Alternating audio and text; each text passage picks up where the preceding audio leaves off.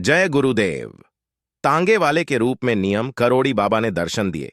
वह कथा सुनाता हूं। 1982 में एक सिख सैनिक अधिकारी सपत्नीक रानीखेत जा रहे थे। रास्ते में दर्शनों हेतु कैची आश्रम आया। आप वहां रुके। आप वहां की स्वच्छता, शांति को देखकर पूछने लगे कि यहां की व्यवस्था कौन करता है। लेखक ने उन्हें बताया कि इसका भार श्री मां पर है। आपने सिद्धि मां के दर्शनों की इच्छा व्यक्त की। सिद्धि मां कौन है वह इस घटना के बाद बताता हूं। तो मां से बातें करते हुए उनकी दृष्टि दीवारों पर टंगे बाबा के छाया चित्रों पर पड़ी।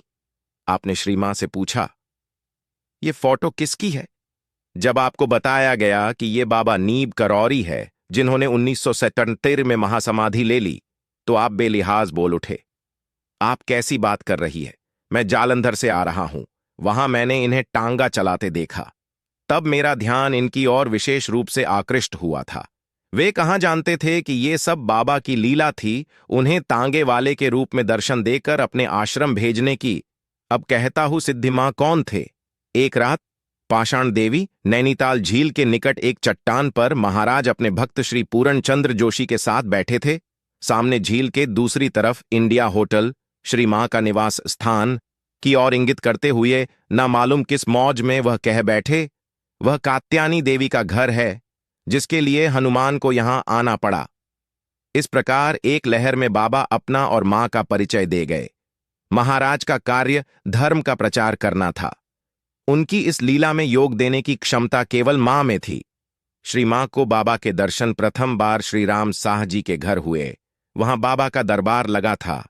अपने विवाह के कुछ ही महीनों बाद आप पड़ोस की महिलाओं के साथ वहां गई। आपको देखते ही बाबा ने दरबार में आपकी दिनचर्या का बखान करते हुए बताया कि आप किस तरह गृहस्थ के सभी कार्यों को सुचारू रूप से करते हुए निरंतर भगवत भजन किया करती है।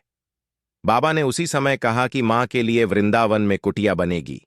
उस समय मां के लिए कुटिया का कोई महत्व न था। तब वृंदावन मां के स्वप्न में भी न था। कालांतर में जब उसका निर्माण हुआ तो सर्वप्रथम वहां मां के लिए कुटिया बनी।